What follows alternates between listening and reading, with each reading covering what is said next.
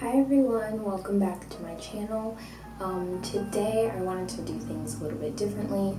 It's been a minute since I've actually sat down and talked to the camera, talked to you guys, so I wanted to make a video. I don't know if any of you follow me on Instagram, so some of you may have seen, but my dog passed away on July 27th, I think, this summer.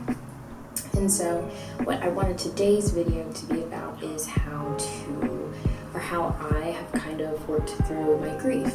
Because I remember when she passed away, it was just a very, very difficult time.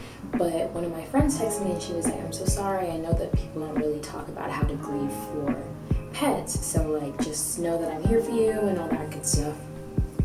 And when she said that, it really did occur to me that like people don't talk about grieving for pets. And it is something that like having a pet is not like a universal experience. I know a lot of people do have them, but a lot of people also don't. So not everybody will understand what that feels like to lose one.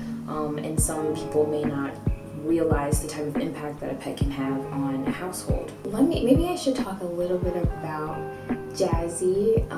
She was 13 years old, and I think we started to notice her decline when we all of my siblings, we were back home for quarantine in March, and we noticed that she looked significantly different from how she looked in December. And she had like lost a lot of weight. She was like losing her hair, and she was kind of like really lethargic. So we just kind of noticed that something was wrong. Late June, early July.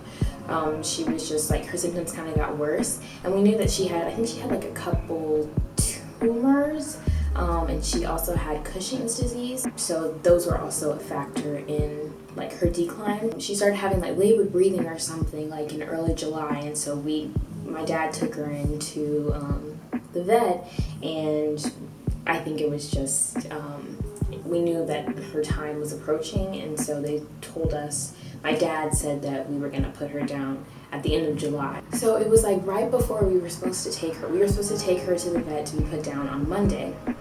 And over the weekend, she just like had a very, very quick decline. I think on that Friday night, she stopped eating, and then Saturday and Sunday, her breathing was just really, really bad, and you could just tell that she was trying to get comfortable wherever she was, but her breathing was just making that like almost impossible. So on Monday, we had her appointment scheduled for like 2 o'clock in the afternoon, but I honestly didn't even think she was gonna make it till then, because she just looked like really, like she couldn't really move her body. On the way to literally taking her to be put down, she passed away in my mom's arms, which is just a selfish part of me needed like closure to like, because I knew that she was going to be put down, and so I was like anticipating that. I wasn't anticipating her, dying right as we got to the vet. I think even now, even though like 2 months have passed, I still can't believe that she's actually gone.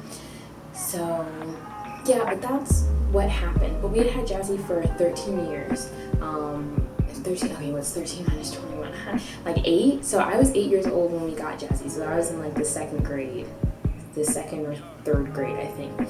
And now I'm like a senior in college. So we've had her for like such a long time. I remember at that Monday, I took off work because I was like, I just know that I'm not going to be able to do this. And I remember my mom, she was like doing meetings and stuff, but even towards like, as we got closer to time, she was like, I can't do this. Like, I can't do meetings right now. So it was just like a very touchy, fragile day for I think everybody. And so I just had to take off work. So that's pretty much what happened with her. But in the time that has passed since then, I've kind of figured some things out for myself in terms of like grieving. What I've learned is that some days are better than others. As you guys saw in my last video, I literally woke up crying on the first day of school because I had a dream about her, but I had like an altered dream about her death.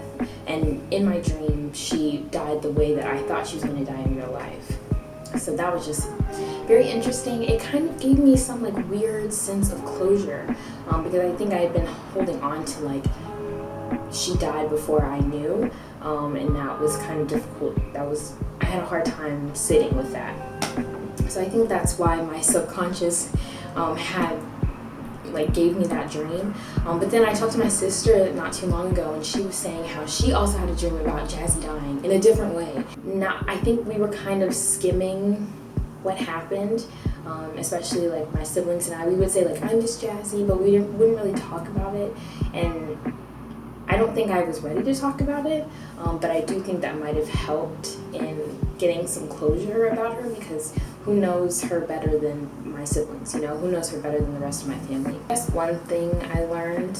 I know when I'm ready to talk about things, but I do wish maybe I had spoken to like my sister about it a little bit more, just to see where she was, because a lot of it was very internal for me, which made it very hard.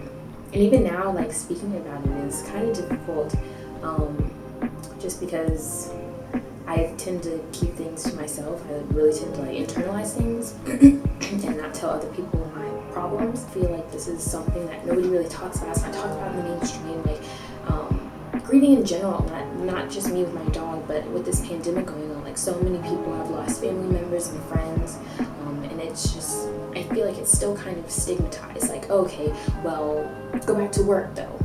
And it's like, but I just had a life-altering event happen to me, you know? Another thing that I learned through this experience is that though having a pet is not universal, I shouldn't downplay the role that my dog played in my life, because she's like a sister to me, honestly. Like, I feel like I lost a sibling, and I know a lot of people won't get that, but that's something that is very true and genuine about my relationship with my dog.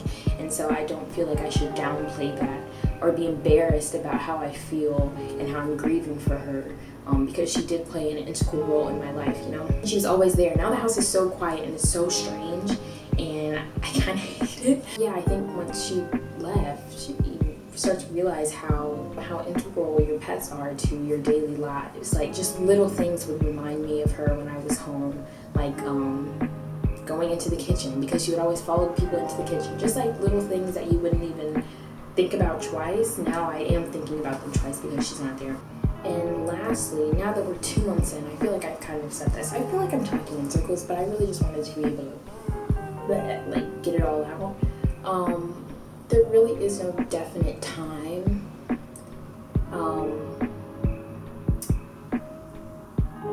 where you feel like everything is okay, you know? I hope that makes sense. Like, yeah, it's been 2 months, but even talking about her right now, like, honestly makes me want to cry. It really can take however long that you need to heal from that. And I don't think anything will be like fully healed. But I think things do get easy over time, but also there are some days that are honestly better than others. Like, I have a lot of great days where I can look back at pictures and be like, haha, like, she looks so cute here, and I'll like send it to my sister or something. And then there are other days where I literally cannot physically look at anything related to her because I just know I'll start crying. And I don't think there's anything wrong with crying. I definitely have done that plenty. But trust me, there are just some days where I'm not in the headspace to really dissect how I'm feeling about it. Yeah, I feel like this is a very like inconclusive ending, but she was an amazing dog and I miss her a lot, and this whole experience has taught me like a lot about how I grieve, because I've been fortunate enough to not experience a whole lot of death in my life.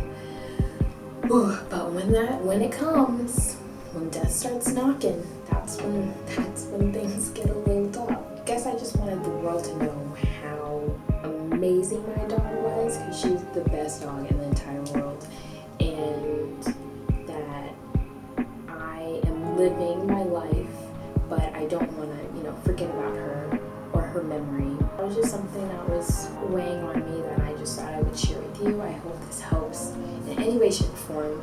If you've lost someone close to you recently, if you've lost a pet recently, whether that's a freaking goldfish, rabbit, guinea pig, hamster, snake, parrot, dog, I hope that me sharing this with you has helped in any way. If not, I'm sorry, but I just had to get this out there. So, yeah.